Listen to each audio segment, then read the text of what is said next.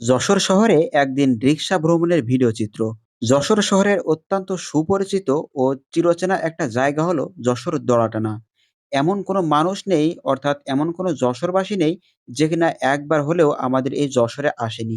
আর যশোরে আসলেই তাকে সর্বপ্রথম যেটা আসতে হবে সেটা হলো দড়াটানা। যে কোনো কাজ করতে হলে আমাদের এই দড়াটানাতে কিন্তু প্রত্যেকের আশাই লাগবে।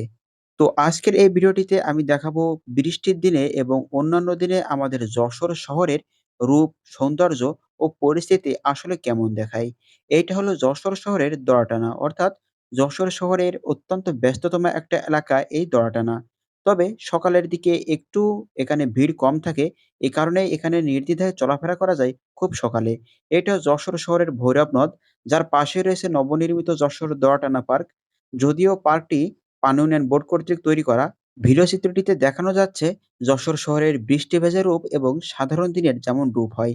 এটা হলো যশোর শহরের চিত্রার মোড়, যেখানে দাঁড়িয়ে আছে যশোর শহরের সবথেকে বড় বিল্ডিং হোটেল জাবির ইন্টারন্যাশনাল, যেটা যশোর শহরের একমাত্র ৫ তারকা হোটেল। যশোরের যেকোনো ভবনের উপরে উঠলেই দেখা মিলবে যশোরের এই একমাত্র ৫ তারকা হোটেলটির। এমনিতেই আমাদের যশোর শহরটি অনেক সাজানো গোছানো। যশোর শহরের প্রতিটা মার্কেট, অলিগলি কিন্তু একটা নির্দিষ্ট পৃথক, পৃথক অংশের জন্যই তৈরি, বা সেখানে একই রকম দোকান বা একই ক্যাটেগরির মার্কেট দিয়ে কিন্তু আমাদের যশোর শহর সাধারণত তৈরি হয়েছে, বা এখানে সাজানো গোছানো বলা যেতে পারে। এখন যাওয়া হচ্ছে আমাদের যশোর শহরের দড়াটানা থেকে চিত্রার মোড় এলাকায়। ওই দূরে যে ভবনটি, অর্থাৎ উঁচু দাঁড়িয়ে আছে যে ভবন, সেটা হলো আমাদের যশোরের চিত্রার মোড় থেকে হোটেল জাবের ইন্টারন্যাশনাল, অর্থাৎ ৫ তারকা হোটেলটির।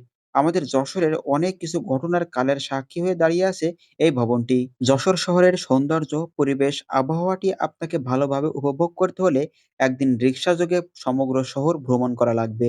তাহলেই আপনি যশোর শহরের পরিবেশ, আবহাওয়া, বাতাস এর পুরো ফিল বা অনুভবটুকু আপনি নিতে পারবেন।